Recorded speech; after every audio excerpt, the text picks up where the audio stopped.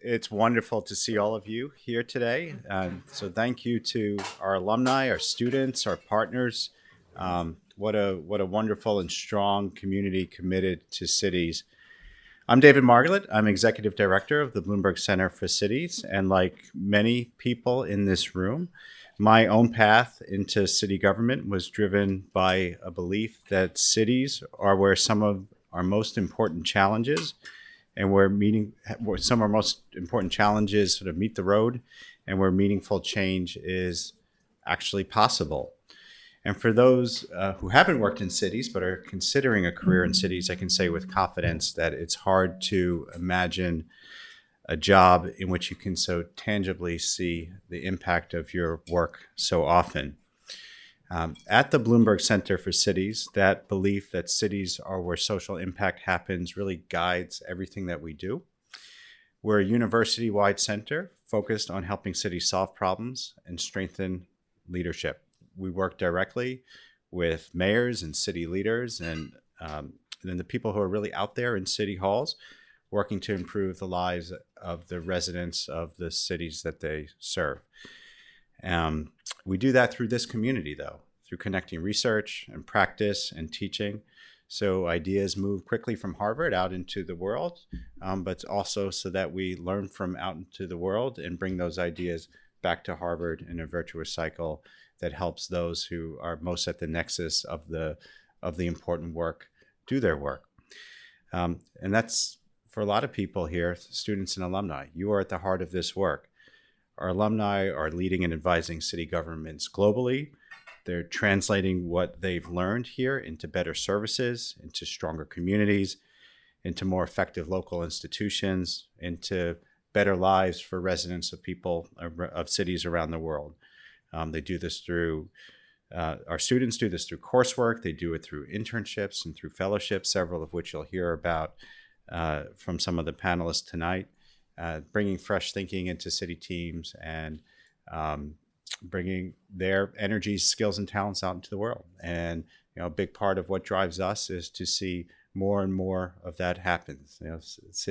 Cities need people like you engaged, and there's a lot that we can learn from those who are out in cities as we engage in this work together. So that brings us to tonight's event, Pathways into City Leadership. It's about the many ways people find their way into roles where they can shape city policy or operations or practice. You'll hear that there isn't a sort of single mode or point or right way of entry, but there are multiple ways to get at this that, where the commonality is a shared commitment to public service and to making lives better. And our panel for sure will reflect the diversity of those paths. So we're going to start it off with one of our alumni, Yingjing Deng, who you'll meet in a moment, along with Brian Hang, who really came to us with this opportunity to reach more and more people who both are out there in this endeavor and in this community, and who may want to join the ranks of those doing it.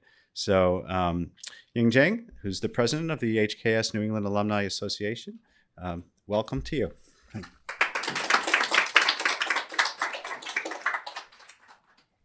Thank you, David, for the kind introduction. So, exciting. So how many of you are alumni?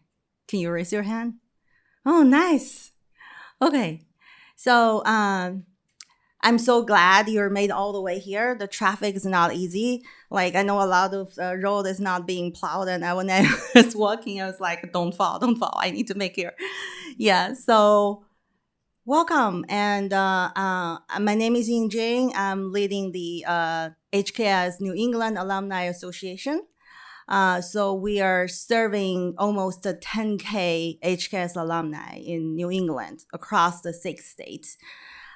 So we have a volunteer board of 16 members. Actually, many of them are here.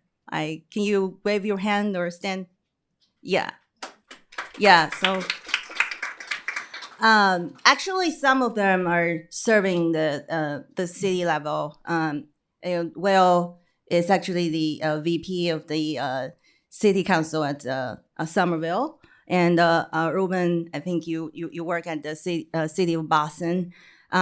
So we know a lot of our alumni. They have all this experience in the city government, and they are eager to share it with our students and other alumni. So the events like this, I think, is very, very meaningful. That's exactly what we want to do.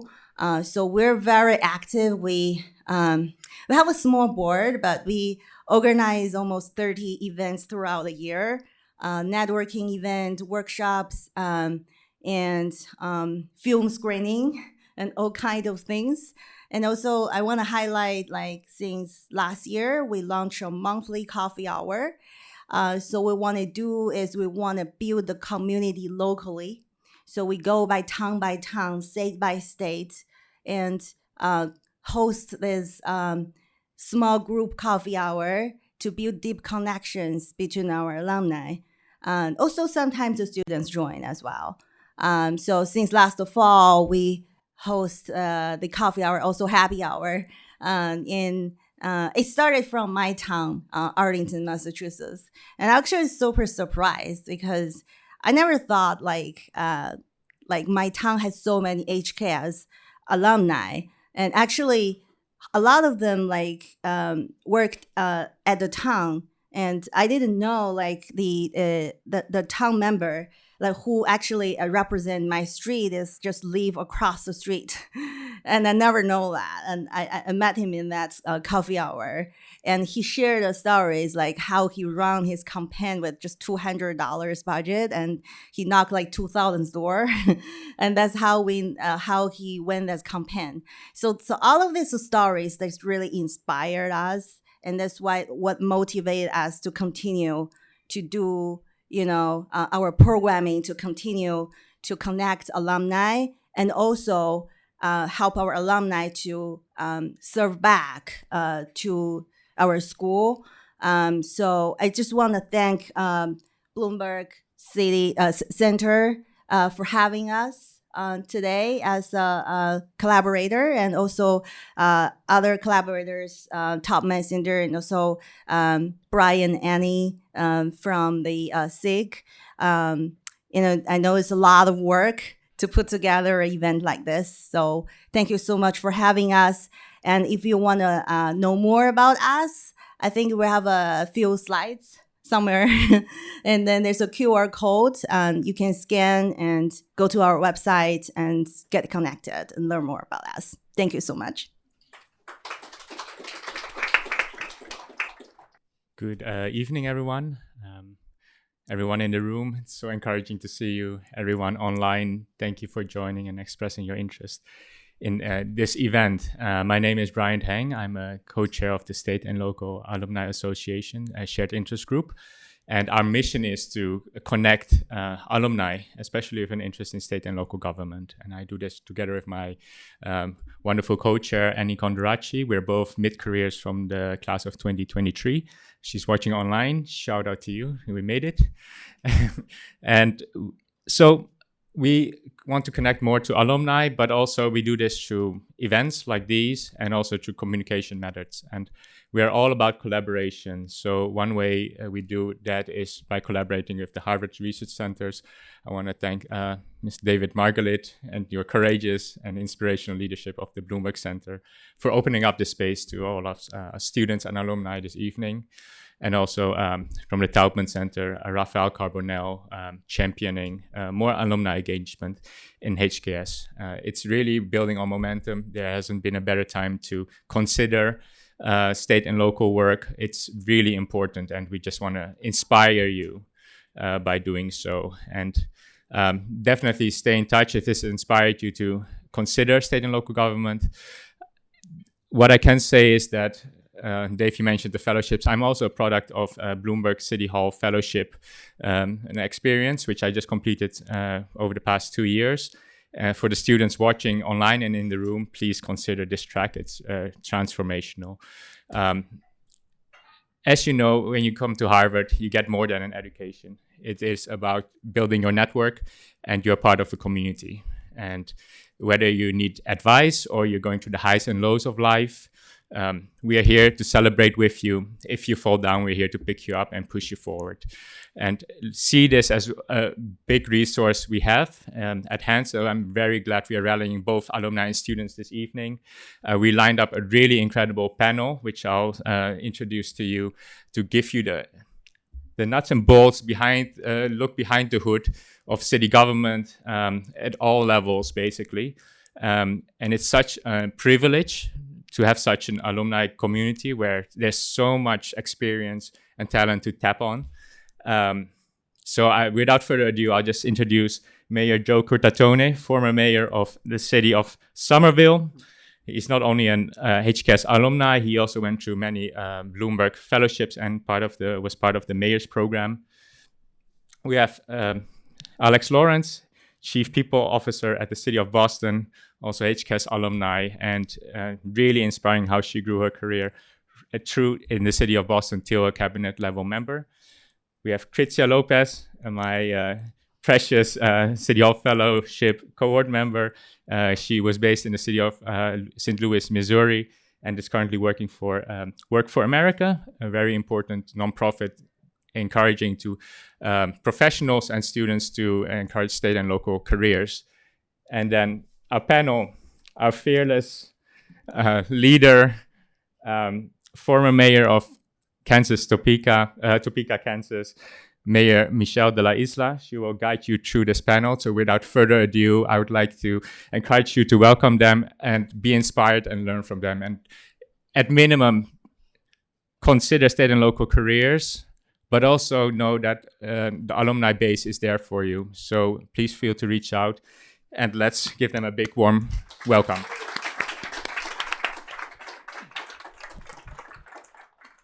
Welcome, welcome. It is so great to be with all of you here today. For those of you who are alum in the house, right? 23 here.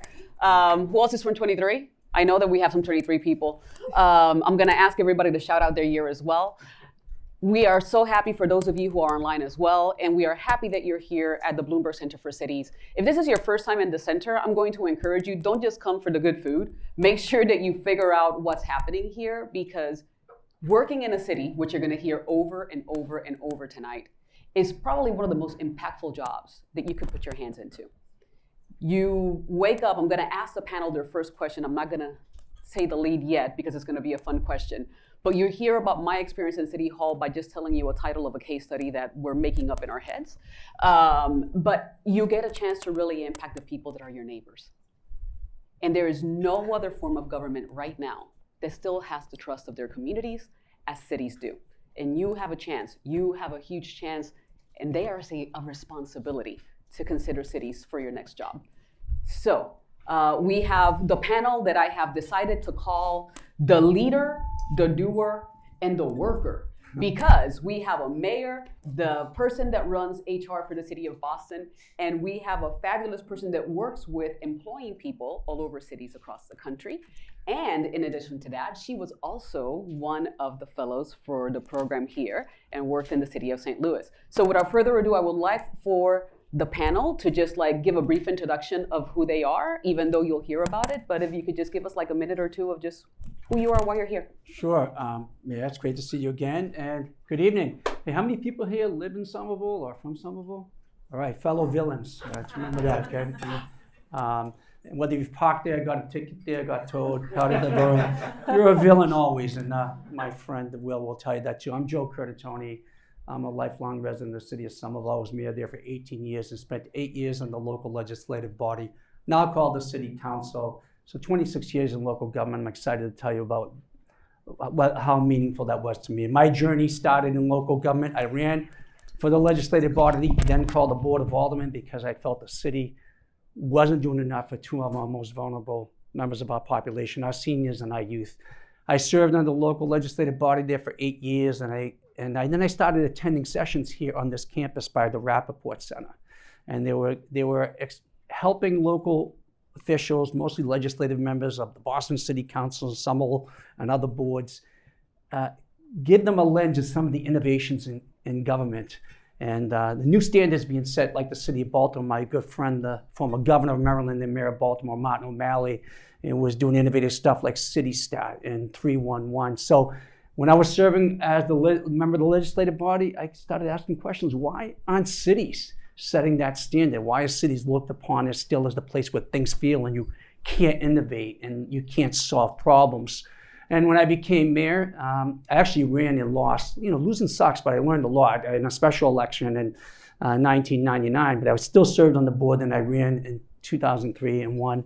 And in that victory, I also developed an important relationship here for 2 decades with this university and the Kennedy School and professors like York DeYoung and Linda Bilmes, and really tried to open up Somerville as a test lab for innovation as a leader for solving complex social problems and delivering better services and results for our constituents. So 20 years, 26 plus years at the local level, the best experience I ever have. I want to share that with you and talk about how my journey might have been through the electoral process, but the avenues and pathways I try to open up for other alumni from this campus and other schools to build what I submit, and I'll win this argument hands down, the best public administration in the country, because the people who made it up, and the community that we lean into to expand the work of the administration, democratize out into the neighborhoods as well, beyond the walls of City Hall. So great to be here with you all tonight.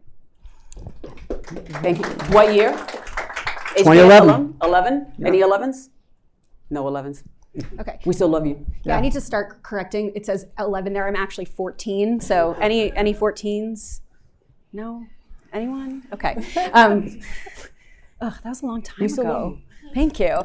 So I'm Alex Lawrence. I'm the Chief People Officer for the City of Boston. I'm the first person to ever hold that title. It's a role I pitched to our current mayor, which basically means I'm the Chief People and Administrative Officer. So I oversee human resources, labor relations, as well as some administrative functions, including vital records and the elections department. But at its core, I'm here to make sure that the City of Boston has the greatest, most supported workforce in any municipal government. And it's the greatest job I've ever had. Prior to me having this role, all of our people functions reported directly to the CFO, which is great for cost containment, and that is incredibly important. But really having somebody who represents the entire workforce at the executive level, who's constantly thinking about both how can our employees do this thing and how are we ensuring that they have the supports they need to accomplish the mission of the city, to me is one of the most incredibly rewarding and important roles that you could possibly have. I've had a pretty non-linear career into this role that I see myself in. My early career was in big bureaucracy in the nonprofit space. I came to HKS, thinking about big questions of how do you turn big ships when they are impact-driven ships that the communities depend on, and ended up in the technology department through an Ash Center fellowship in 2013 when Mayor Menino was in his last year in office. Started had a summer fellowship in the technology department. This was before healthcare.gov had failed. This was before the Kennedy School was teaching classes on civic technology. Basically, that entire ecosystem was about to be born. After I graduated from HKS, started in the technology department, did a bunch of work on things like 311 and permitting, but fundamentally found that through all of that time, most of the fundamental challenges that people thought were technology challenges were all people and process challenges. There are technology challenges, they exist, but they typically are misdiagnosed and usually are just about the sort of underlying things that people are trying to accomplish. And so, as I said, ended up, was in that department for a bunch of years, was the chief of staff. This current mayor brought me back as the chief information officer, and then I pitched her on this role and have had it for the last 4 years. So it's amazing, and I just love cities and municipal government, and I want to convince all of you that cities are, if not what you're interested in working in, the place that you should work. So thanks.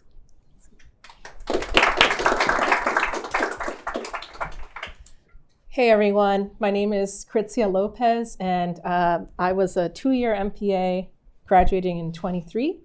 Right now, I am the Vice President of Government Innovation at Work for America. It's a nonprofit that helps cities and states with staffing issues. So we help connect job seekers to jobs, but we also work on improving operational and process issues that happen within cities. and states that could slow down hiring, things like that. So all in all, we support governments in being able to hire effectively and efficiently. Before that, I was a Bloomberg Harvard City Hall Fellow with the city of St. Louis. So thanks to that opportunity, that's how I got really exposed to all of these same process issues that Alex is referring to. But I was based in the city of St. Louis in the mayor's office for about 2.5 years. I actually stayed a little bit on after my fellowship as well. And in that time, I worked for 2 different mayors. We had an election in the middle. And the main project I worked on was getting the city to no longer use typewriters and mail and paper for their citywide hiring. So that's 6,000 jobs that were being processed fully offline. And it was really creating a lot of bottlenecks. The average hiring time was like 9 to 12 months. And that created a lot of issues to the point where the city of St. Louis was struggling to just deliver even basic services. Like if you called 911, at some point, we had an 8-minute hold time. You were just on hold for 8 minutes. And a lot of that ties back to staffing issues and other much more complicated stuff. But anyways, in the 2 years, I helped to bring the city onto Oracle and just have a platform that's a little more efficient, digital. We streamlined the whole hiring process.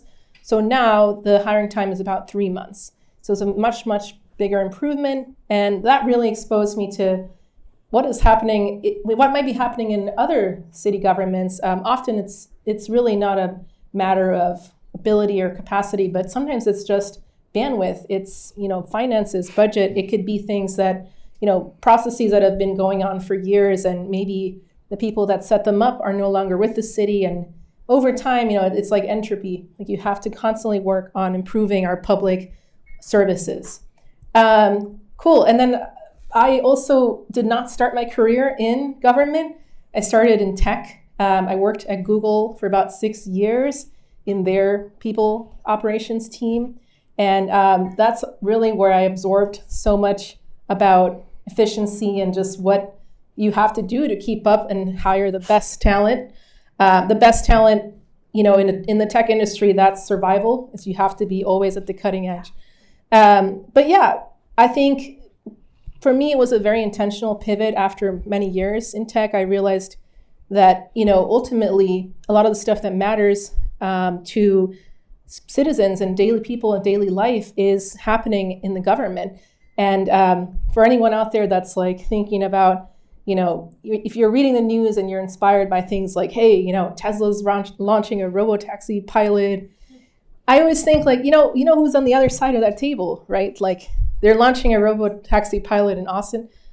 It's the city government. They're on the other side of that. So really, there's so many opportunities to be at the cutting edge of all kinds of fields and industries and things. And government really offers pathways to all of those things, whether it's, tech, public safety, whether it's healthcare, like all of those things are represented, and cities really need your help. So yeah, that is a quick intro. Thank you so much. Yes, let's recognize this amazing panel that we have here today. So I was having fun as I was thinking, what questions am I going to ask so that I could keep everybody engaged? And I thought, well, we're all from Harvard for the most part, and we're all used to the case study method. So the question, and I'll start by leading by example, was if your lifetime and your work in City Hall could have been summarized in a case study, what is the title and what is the takeaway? And I shared with them that mine would have been Baptism by Fire. Thought I was doing economic development and potholes, ended up dealing with COVID and civil unrest. And I survived. So let's start with you, Krizia. What would be the title of your case study? Oh gosh, mine, I think it would have to be something like learning to love the chaos. And but really it's also building a shared vision through empathy and rigor. So I feel like you got to balance those two things to really bring along like a whole city team to do something. Yeah. Alex. Yeah, I feel like I kind of gave away my ethos in my intro, but what James Carville said, like it's the economy stupid, it's a people management problem stupid. But really just fundamentally that at its core, everything is comprised of human beings. Almost everything, any conflict you have, any policy issue that you have, fundamentally comes down to a bunch of different factions and stakeholders and trying to manage them all in the same direction. And so fundamentally, whatever challenge we have, it's a people management problem. I was going to cheat and say the culture of curiosity. That would be unfair. But I'd say leadership at the local level matters. You know, how leading an effort to drive innovation in your community, leading the effort to recruit and build high-performing teams. You know, I think, you know, I come from a strong CEO, mayor form of government like Boston, but as I mentioned to everyone who's been in this job in Somerville since I left, you don't manage the city, you lead it. You lead your teams, you lead the community, you lead the effort to bring everybody together to align to a set of orienting values, which is the city's mission. That's beautiful. So I am certain that every single person in this room, everybody, especially like us here, we grew up and at the age of 5, all of us thought, I want to work for a city. Exactly. So I know that you all kind of talked a little bit about the road that took you to the city specifically. Could you give us a little bit of depth of, was it being at HKS? Like what led you to run for office? What led you to think these systems, I could fix them at a city level? What led you to go? I know that you have the Bloomberg Center as well, but I mean, like what part of all of the places that you could have gone towards led you towards a city? We'll start with you. Well, I talked about how I first ran for office, but it was actually my experience, not just doing that work as a member of the Board of Aldermen, just trying to survive the budgetary processes and every year trying to figure out where can we cut the most without screwing up services, you know, screwing them up the least, but never how to, you know, grow or what the city's future would be. And my lens started to come in focus here on this campus with programs that the Rappaport Center was invited me into. And you learn from the experiences of people doing the job, you know, in other cities, whether they were members of a city council, a board of selectmen, a mayor, a city manager. And that led me to think, man, we could be so much more in Somerville, you know, and you know, we got to the point where people like saying to the city, just don't screw up my life every day, you know, and they expect us to solve problems or make their lives better. And that led me with more curiosity, and that's how I live my life by, and passion to think about, we got to flip this script. We have to rewrite this narrative. And that's what made me run from there on these ideas, these very ideas, which also led me to develop the city of Somerville, to develop a partnership with this campus, with the Kennedy School, with professors like Linda Bilmes and others, and our Experiential Learning Lab, which we just celebrated our 20th anniversary. If there are 10 case studies in Somerville, 9 have to do with that relationship. And so that's what led me to think about running for mayor, because it made me rethink about what that role is, and should be, and what the importance of local government is in our everyday lives. Thank you, Joe. Yeah. Alex. Yeah, so, you know, when I was graduated from undergrad and was bright-eyed and bushy-tailed, I wanted to make an impact, and I thought I should work in the nonprofit space. I worked for a large anti-poverty nonprofit in Boston called Action for Boston Community Development that had been around, ABCD, which had been around since the 1960s. Actually, sorry, slightly before then, I worked for a different nonprofit, which helped people with developmental disabilities find jobs. And our entire program was eliminated when the state had to make cuts to balance the budget in 2008. So basically, first I got to see firsthand these amazing programs that nonprofit delivered, and then watched it be completely wiped out by a state cut. And then worked for ABCD, where we got the federal stimulus money, and we took our budget and we had to grow this organization twice in size in the course of 6 months. We got all of these millions of dollars that were coming from the federal government, but we basically barely, we were just chasing the dollars and trying to figure out how these programs could run. And I was just sort of okay, how do I get a little bit upstream from these problems that we're seeing, where nonprofits are just scrambling for dollars and have no resources to do this work, or have too many resources to do the work in too short of a period of time? And all of those questions led me to the Kennedy School. And then, as I said, I started this fellowship and just sort of applied randomly. I could try to say that the theory of local government government hit me in a brilliant way, but really I think the Ash Center sent me an email. I didn't know what I wanted to do. I applied for a fellowship. For some reason they accepted me. They placed me in Boston because I was from Boston and it was great. And then I think then I got to see up front, I was like, oh, actually this is the upstream place where like the decisions that impact our community around me are still right here, but I actually have so much more control and, control over the resourcing and the thinking and the policy and the strategy. And like, yes, sometimes it feels very out of control, but I think in local government, you get those levers so much closer than you do anywhere else. Krizia. Yeah, I think I almost feel like I want to summarize it as just like realizing that I could empower myself by going into local government. When you think about the issues that are affecting the world just generally, whatever area you're passionate in, I think, I remember thinking about this, like when I first went into Google too, out of undergrad, I was like, I want to do cool things that matter. That was the motto at the time. And I was like, this place has global reach. It has money. It has, this is a place I can be at the forefront. And I remember thinking at the end of the day, though, right, like we are still really specialized in this one thing that's tech. And, it's kind of like there's different motives. It's more about, there's other things that matter, like making money.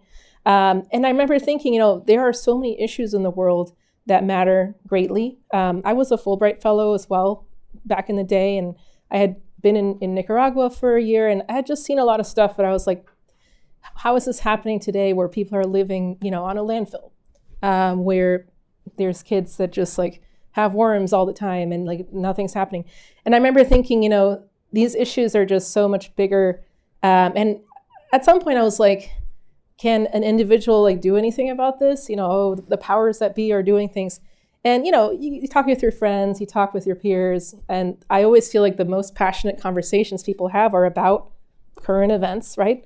Of whatever topic. But then you think about, cool, you can actually do stuff about those things, right, that you're passionate about. So that's what led me to the Kennedy School. I just did a lot of soul searching and was like, I need to do something, and I want to do it in a way that feels like scalable, that feels like it's not just like me running around, trying to do something with a small group, but rather like at scale, do something that feels like it's, it could be maybe replicated or be kind of rigorous. And so, I think this Kennedy School definitely delivered. All of those skills were really, really helpful. But yeah, I would say the City Hall Fellowship was my entry point into cities, and I was very intentionally looking for something like that. I was looking for a path into government, and I had considered a bunch of other paths too. Like I also applied directly on a bunch of different cities and states and federal. But at the end of the day, I remember thinking, cool, I think cities is the place where you can maybe learn the most about taking a problem and just like seeing the impact. You can see it in a short amount of time. Whereas sometimes at other levels, it might take like 20 years to, advocate for some kind of change. And that's obviously a huge generalization. You can make an impact at any level in government, but I think in cities, I really felt that was a place to experiment. And so that theme of like, almost like, let me try out, like I have that ability, let me try it. Let me just go do it. Let me experiment. And I think in the City Hall Fellowship, it was really great fit because you kind of have a lot of latitude to do stuff, right? And I remember thinking, I'm going to seize this opportunity and just try.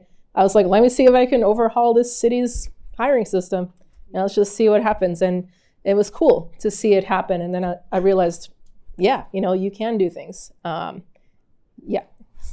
That's phenomenal. So I think that all of us represent what most people think about when they think of city work. You have the executives, you have the cabinet people, you have the fellows because we're in an academic setting.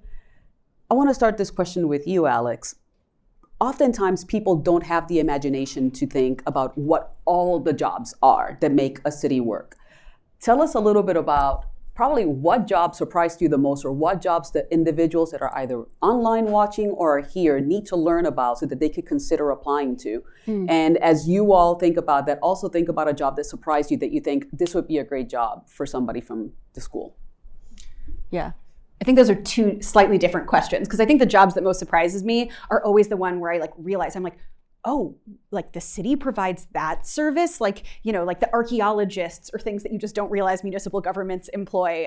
So those are always the most surprising. But I think if I'm thinking about like the entry point for government, I often think about positions where generalist skills are really useful, but you get to sort of perch in a position where you have broad sort of visibility into how things work across a government. So for example, a budget analyst might be a really good description of a role that does that, or anything that sort of is that analyst level where you're like assigned to a couple of departments and you get to perch. Like things in sort of administration and finance, obviously that's my bias and where I perch, but like any of these things where there are people who come into city government because they deeply care about housing and they're housing specialists and housing finance people, and you know those people are going to have easy times figuring out where they fit. But I think if you're just like a generalist problem solver, Kennedy School, I deeply care about a government context, there are so many jobs that are these sort of like entry point ways where you can have visibility across departments. I'm happy to talk about that more in detail if people are interested. I think another just like sort of tip in how you think about that is, for a whole host of reasons that I could teach a separate seminar on, sometimes the way job descriptions are written in government don't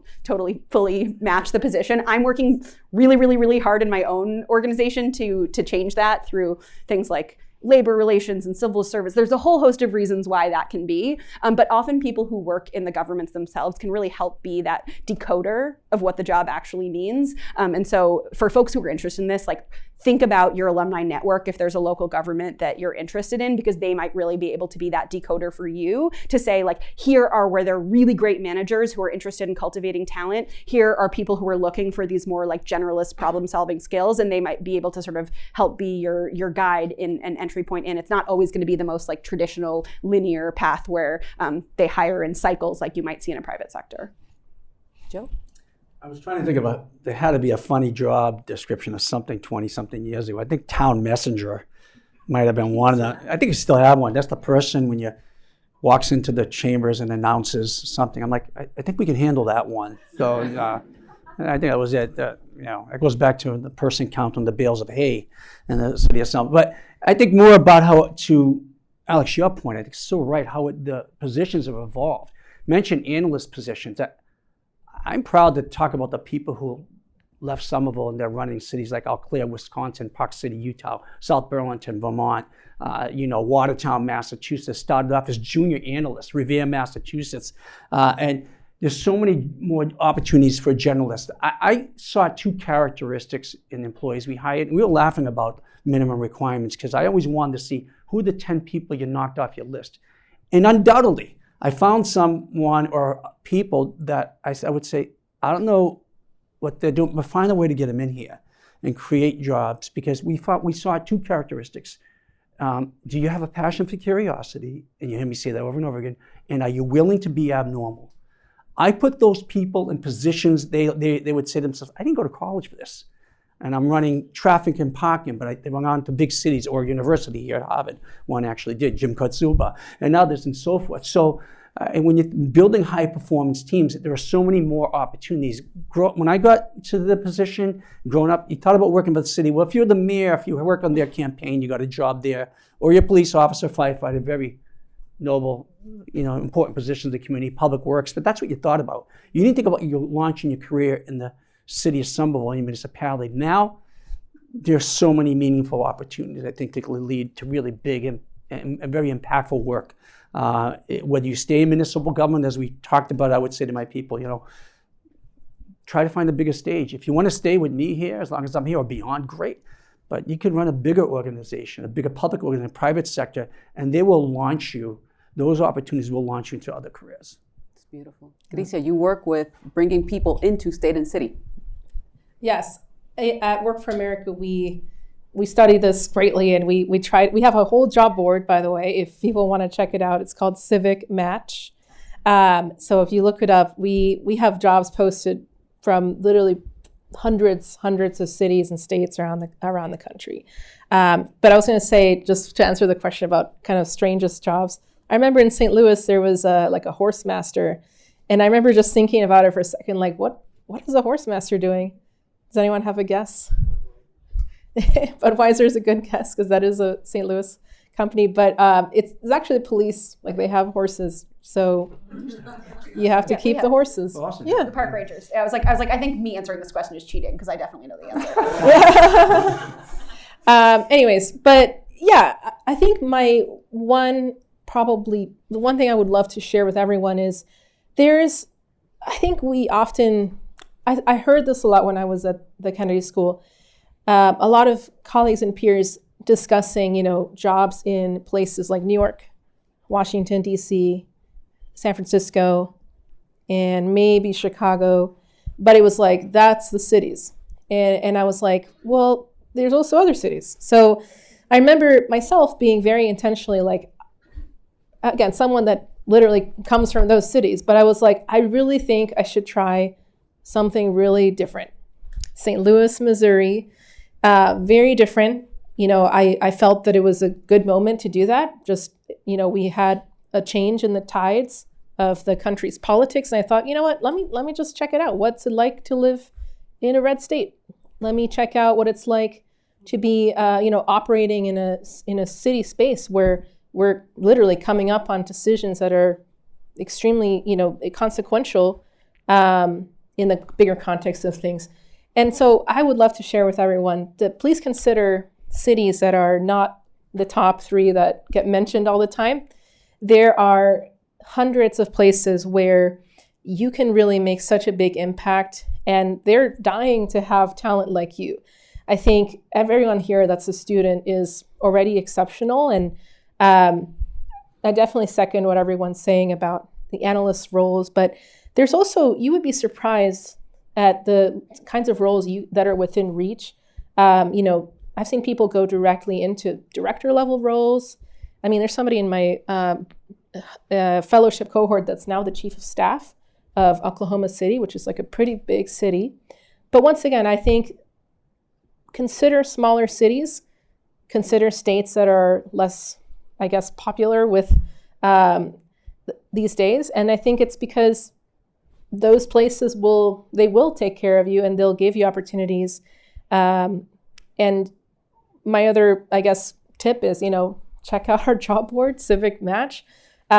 You can find so many different paths into government, but I think just research is huge. I completely agree with what Alex said. It's not just like reading, but also literally networking and researching jobs and places and environments from behind the scenes. You want to make sure that the environment you're going into is one where you feel like you can be empowered, where you can, your skills are going to be used. And yeah, so you can get that kind of information from networking, but you can also get it from interviews, right? So when you're doing an interview, it's not just that the organization interviewing you, like you can find out things about the manager, about the culture. So I would always be prepared with those kinds of questions and insights.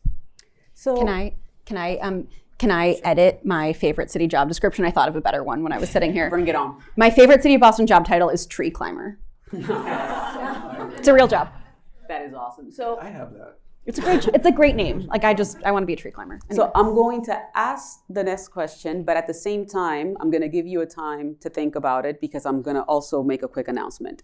I want you to start thinking about what is one thing that happened as you've been working in a city that has left you moved in such a way that you're like, this can only happen because I was working for a city. I was able to see this big impact because I was working for a city.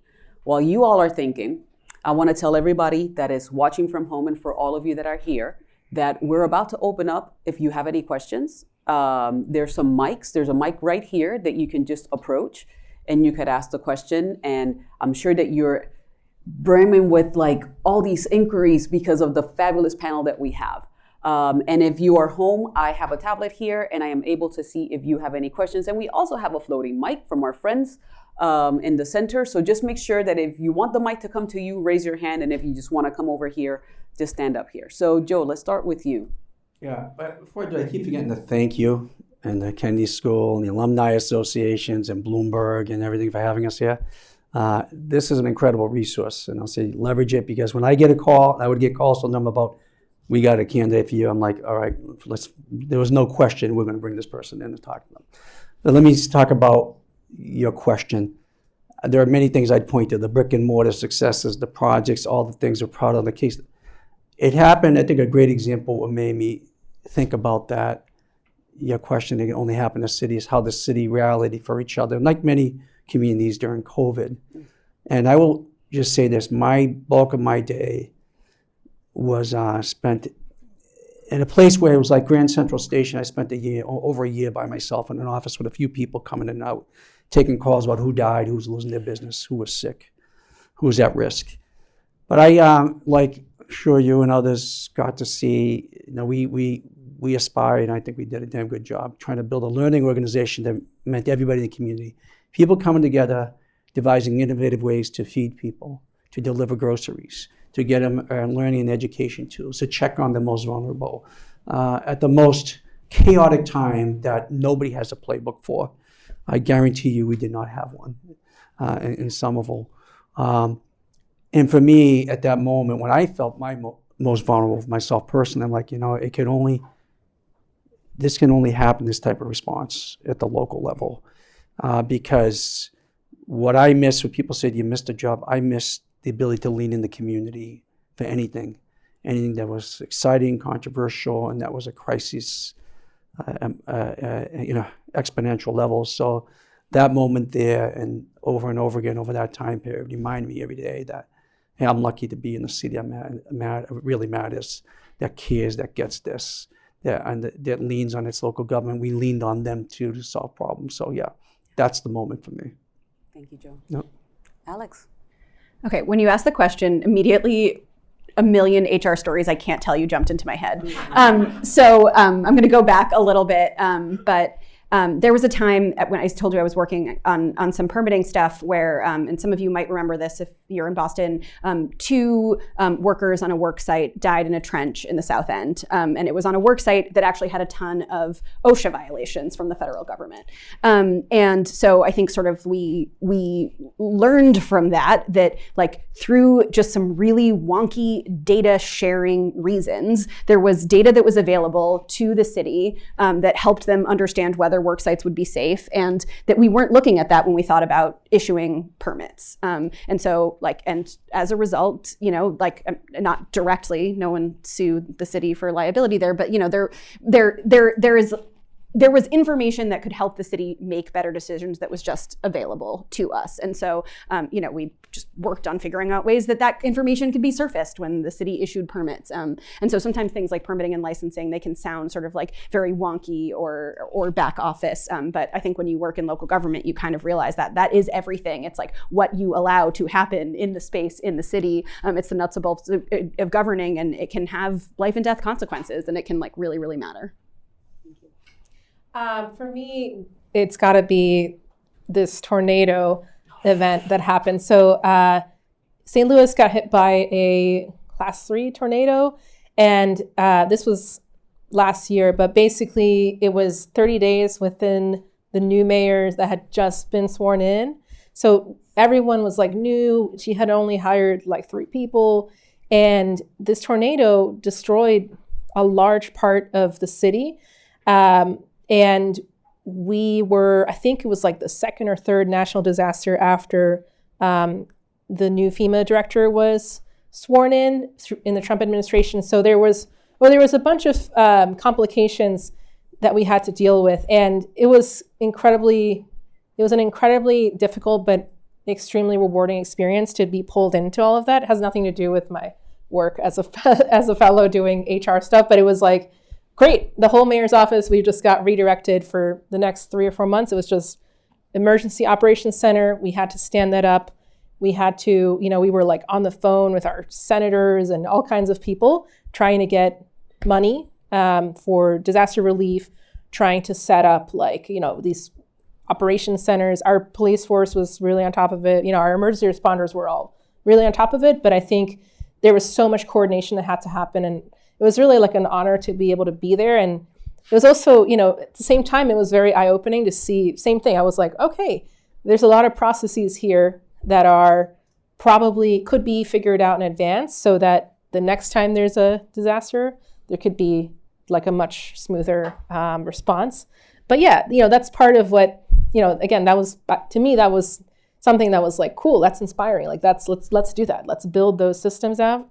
Let's not take notes on our notepad. Let's make a Google document. Let's make something where we can all share it and we can collaborate. Things like that they might feel kind of obvious, but I'm like, people have been doing things in certain ways for many years. Anyways, I think the tornado would be probably my top experience in city government. And I also just realized, like, Roberto here in the audience, you want to raise your hand, but he's actually doing a PAE with my organization. So I just want to shout out that, like, there are so many cool ways to get involved in government. Like, you don't have to immediately just start working there. I think there's, obviously I think everyone should, but, there's other ways that you can explore this space while you're students, especially. And, you have the ability to move and stuff, if you do, assuming, but for a lot of people, this is a great time to try out like something different and kind of not being this like huge life decision, but you can just try stuff. Anyway, I just wanted to shout out Roberto because he's right there.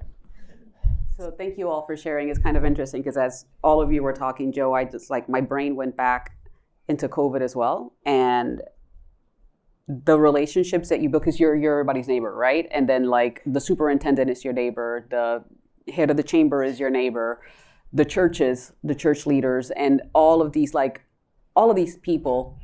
And I think that one of the things that I remember the most is like, you don't see a national leader crying on Zoom. And like, we ugly cried. Like, there were moments that we were ugly crying. And Dave probably is witness to the fact that mayors were ugly crying with mayors while we were having the calls with the center that was getting us together, because we felt so deeply, because the losses were our neighbors. And that humanity, you don't get that level of humanity in other levels of government. But on the flip side, one of my favorite things to do that it's like only a mayor could do this. I used to just like go to my NIAs, Neighborhood Improvement Associations, or the low-income communities. The federal government gives them some money and you could get together. And I used to just go and hang out and hot dogs and hamburgers and sit with kids and get to know families, no agenda, just hearing what the community needed. And those moments of humanity and of being real life with community, those are things that you can only do when you're working with a city. We have a question, and we'll see which of you three wants to take it. The first question is from Julia, and she says, what advice do you have for a new city employee who isn't from the community and enters the work feeling optimistic about change, but is met with understandable skepticism or resentment rooted in past broken promises by the city? Who wants to take that question? Kind of spicy. Thank you, Julia, for bringing up the temperature. Well, I mean, welcome to reality. I mean, much of your work and challenges are going to be adaptive ones, especially in government. You need to bring people along, which means, let's just take if that change is some project, and you're always going to deal with someone's perceived sense of loss. People start from a different sense of reality and a different understanding what the approach or solution should be. You got to show up, being a good leader. Talk about leadership, whether it's the mayor, the city manager, the councilor, the department, the agency, the frontline employee. It's about showing up, listening with empathy, taking all the things they trust or don't trust about you, taking that, absorbing it with grace, and, engaging and bringing people along. So that is inherent in the work that we do. I don't know of any project or any that you have in Boston we had that's that straightforward. There's other than a puddle, there's a hole, go there, fill it, we walk away. Everything they're beyond the technical challenges, right? And so my advice is find ways to ground yourself, other people in the administration. Usually if you're on a project by yourself, can you get other people on the team to work with you on that? If it's a team of you, make sure you get the support. And find, cultivate those allies and stakeholders and communities. And I'm just using an example of a project. That's typically what it is, right?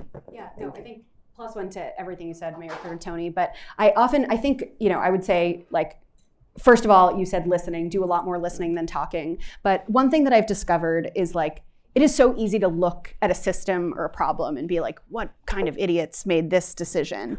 And almost always it was like a person with the information they had at the time and the context they had and the resources they had, they made a good decision. Doesn't mean do it exactly that way now or there's no room for improvement ever, but there is usually something incredibly rational underlying it. And I find a lot of the time city workers, they have built a thing in an irrational environment with glue and tape and scissors, and it's this house of cards. And like the reason they don't want you to touch it is because like if you remove the card, the whole thing breaks because they didn't have enough resources or insight to do it. It's not because they like want to say get off my lawn. It's they're protecting a real thing that like very well might break if you touch it. So like be very careful. And that's not a reason to not do the work, but it's a reason to like listen, understand the context of why they built it that way, understand like, you know, what is depending on it, and really try to like get in those weeds with listening. I have to answer this question because I was going to say, so whoever asked this, I can relate as somebody that moved to Missouri. And, you know, there were times that I had to not say, hi, I'm from Harvard, right? There were times truly where I was like, I am a fellow.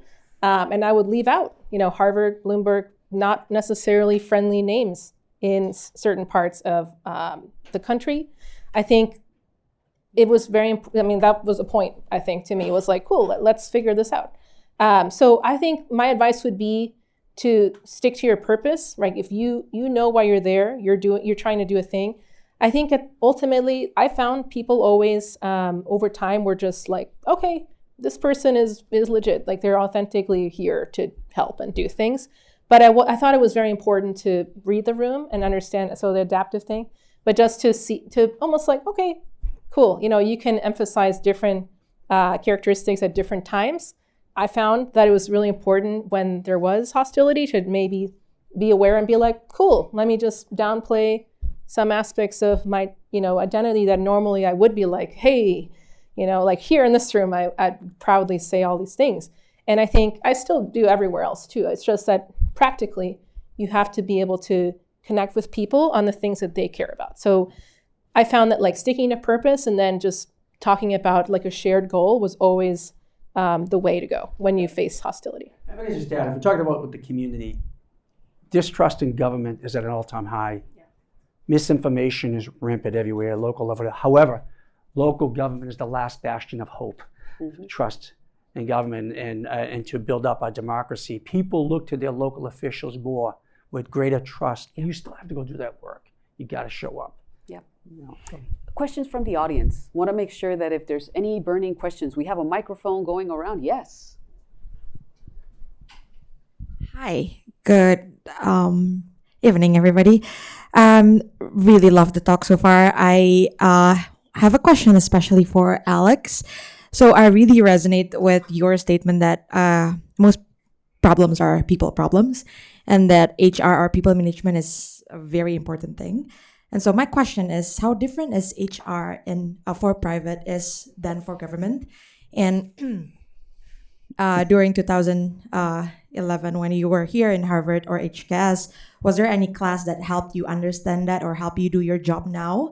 Because honestly, I think we need more technical government human resources related courses, and we don't have that yet, I think, maybe. So this is also part of a plea to faculty. But also I might be wrong, so yeah, thank you. Thank you. Oh my God, I'm obsessed with that question. Thank you for asking.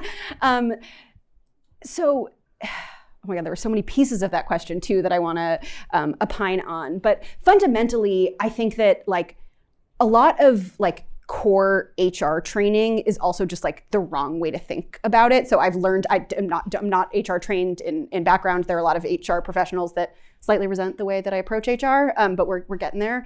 But I think there's a lot in some of these disciplines where they teach you, you are the expert, you are the sole possessor of knowledge, and you will tell people the right answer. And like in most professions, that doesn't work. So I think that's true across HR in a lot of different contexts. I think that I find that government HR is just like, it's infinitely more complicated than it is in other places. And that's true in almost every vertical and discipline in government. It's like the thing that Liberty Mutual can hire a team of 14 to do, I like balance on my pinky. And I genuinely mean that. I mean, we are so like in some ways under-resourced, like tremendously relative to peers, but we also have this like immense, like, you know, other organizations have entire sales organizations as recruiters. Like a government is lucky if they have one of those. But I think it means that if you can just, again, be a little bit more scrappy in how you think about it and rely more on these, like, to go to your HKS part of the question, things like leadership and negotiations. I use those courses all day, every day in my job, and not in the sort of like, how do I negotiate at like the labor and management table against our unions, but in the, like, how do we separate people from positions and interests? Like, how do we make it, how is the negotiation, Brian Mandel says, is the art of letting other people have it your way. I think about that sentence every day in my job, every single day. I want to make a plug for Professor Elizabeth Linos's people management work that she is bringing to the Kennedy School. The fact that the Kennedy School sort of brought her here, and I know she's affiliated with Bloomberg. I feel like she is building this sort of understanding that people management is this incredibly important discipline. And so I'm really excited that that is a thing that both Bloomberg and HKS is investing in, and I hope continues, because I feel like especially the students I've met in those courses are really thinking about this in the exact way that I wish I had. I wish I had taken that class. I learned it all the hard way. And I took that class when I was a student here when it first launched, and it was one of the best. So definitely do that. And very quickly, private sector HR versus public sector HR, absolutely what Alex said. I mean, just think about this. I mean, Walmart, which is the biggest employer in the US, still has less types of jobs than like a single city does. Like the amount of jobs that have to be managed is just so much more complex. And then one more thing I would say is, if you're really interested in this, please reach out to me, because my job at Work for America is literally to innovate government HR. And so I'm developing some workshops that we're going to be teaching in the fall and in the spring with government practitioners, but also would love if there's students that want to learn about this and be involved, we would love that. So we are coming at time. We have one more question that I'm going to ask. I'm going to ask our panel to be pithy with it, because then I'm going to ask you a final reflection question. So the question is coming from none other than our very own Annie Kondarachi. Hello, Annie. And she says, in a time of immense tension between cities and the federal government, I love Alex's expression. She's already like, how do cities walk the line between needing to maintain a relationship with the federal government and serving their constituents when they reject federal policies? Who wants to take this one? I'll come out. You don't forget you don't forget who you are. You never sell out. I'm sorry, you just don't sell out. All right? And you can follow the law and stick to your principles, and sometimes you're gonna have to fight, sometimes they might arrest you. And at the end of the day, you stick to your principles. I think you know that. That's the way I'd leave it. Yeah. So there seems to not be more questions. We just have a few minutes to wrap up, because we're going to have Amy come up now and give us some information. But the last question that I want you to leave this group of individuals with is, if you have like a 1 or a 2 minute pitch of why apply to City Hall, like what do you want to double click that you want people to take home before we adjourn? It'll be the most meaningful professional journey of your life. It was for me. It will always be the best job I ever had. It's the people that make cities great, and it's the people that made that work great. I never had so much fun, even when I love the action, even when it was tough. Not every day is easy, but it'll be the most meaningful work of your professional career. Yeah, I realized I hadn't had a chance to shout out my amazing mayor, Mayor Michelle Wu. I think she has proven on a national stage sort of how local government can matter in a national context. But I think there's that huge big picture that she does so beautifully. And then I think at the sort of like much lower foot level, like I always say, you can literally count to 5 and the things that happen out there land on your desk. And if that sounds if that sounds overwhelming to you, don't come to local government.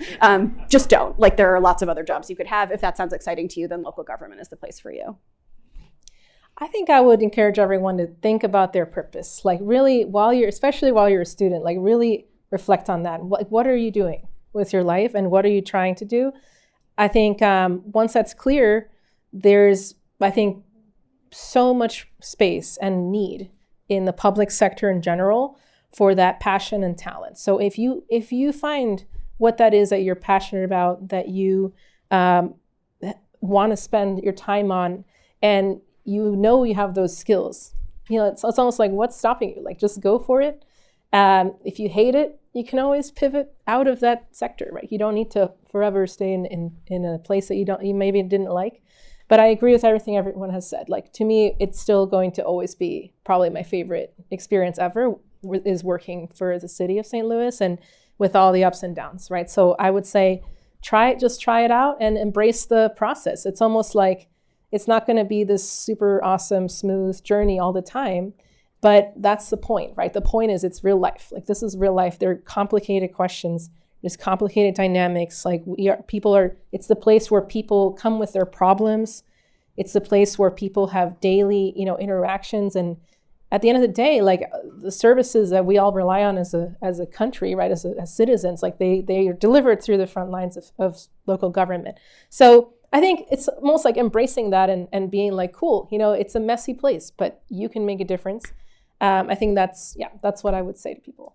So you all were so phenomenal that we probably have one more question that I could ask. And I want to make sure that we do a plug really quick, because the alumni network has been a big part of this. How do you use your alumni network when you are either trying to apply for city government, or like, how do you make the best out of your alumni network, even when you're like in a tough spot?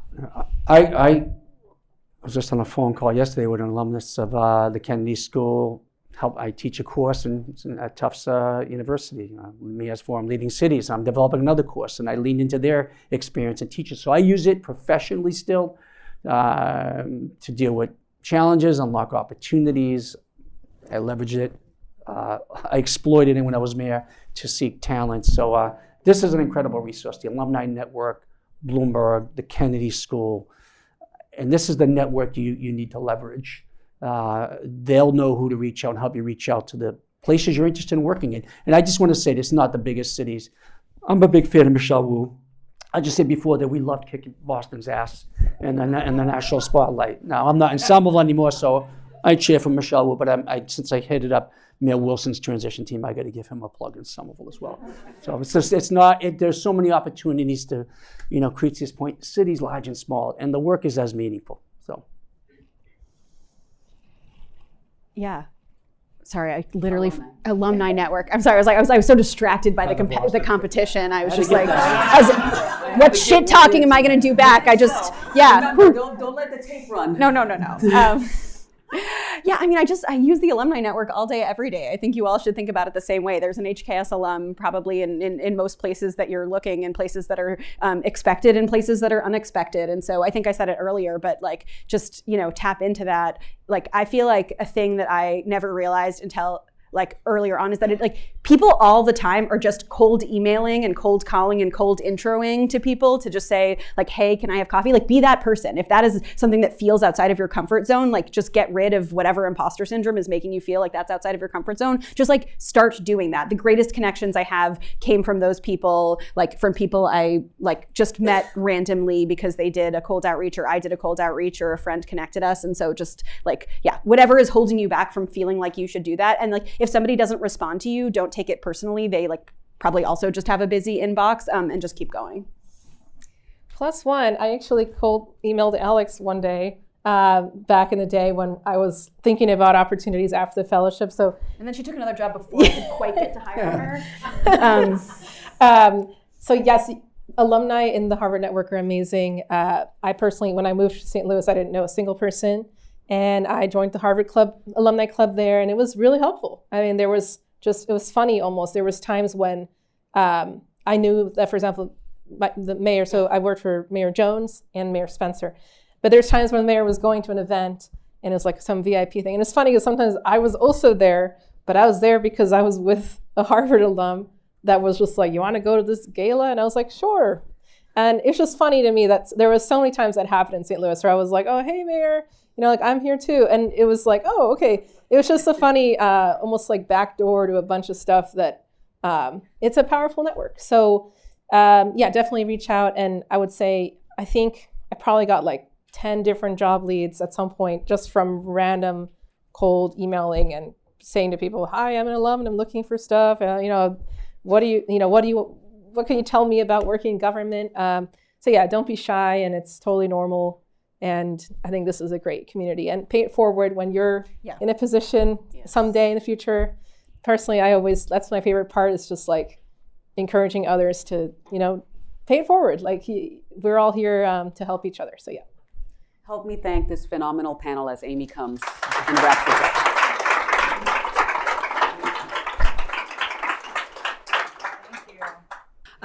First of all, I have to just fully reflect on how incredible this group of people is. It is not only wonderful to watch our alumni network and really see them shine, blossom, but also take advantage of what this institution has to offer, but also hear about the problems that they solved, the challenges that they tackled.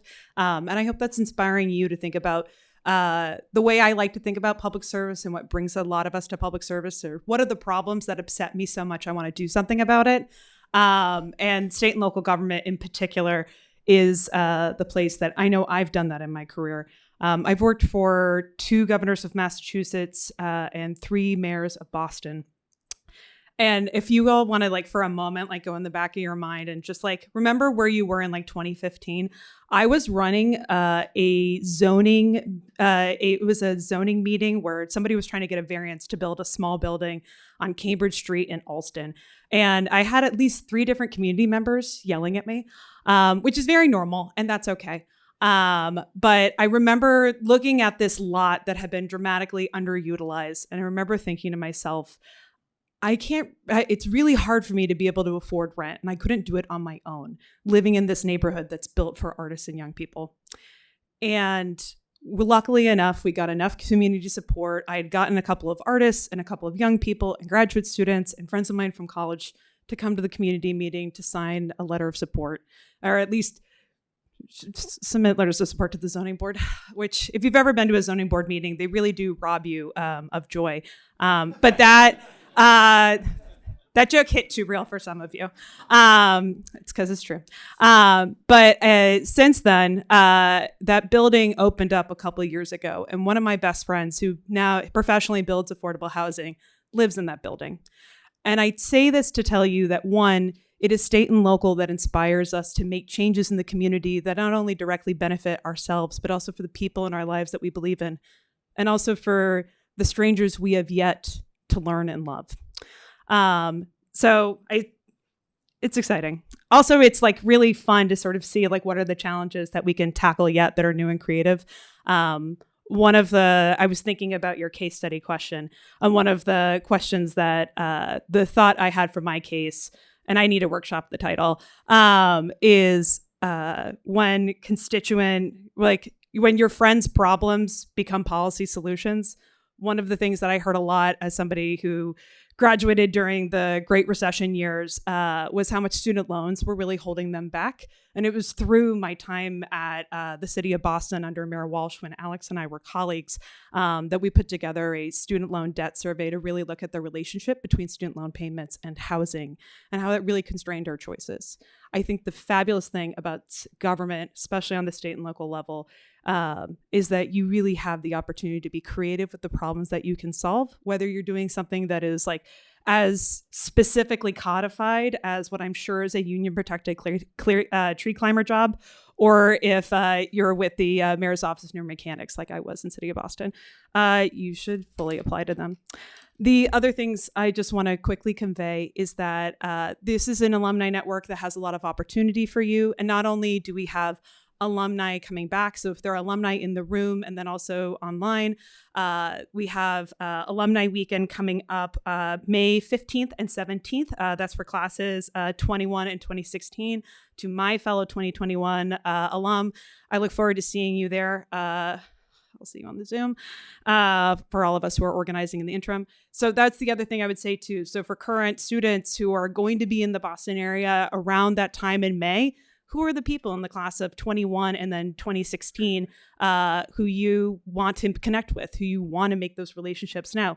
And especially if you're going to reach out to them before you meet on campus, let's start getting that done. I'm happy to talk to you about who you might want to talk to. The other thing I also want to flag for students and alumni is we have a state and local jobs fair on April 17th that's done in partnership with our incredible Bloomberg Center, my center, the Taubman Center for State and Local Government, and then the Office of Career Advancement. We did this last year in direct response to the cutting of federal jobs. We are bringing it back this year to double down on our investment in state and local opportunities. I want to thank Alex in particular, who literally came herself to help talk to students and recruit people for jobs. And I just think it's really incredible that we are making this investment and making hiring as easy as possible. And also, I just want to say that one of the hats that I hold here at the Kennedy School is that I run the transition term program. First, I have some incredible research assistants who worked on that program who are here, and I thank them for their work in making such an incredible program. Our fellows who did it, I see both alum and then current students.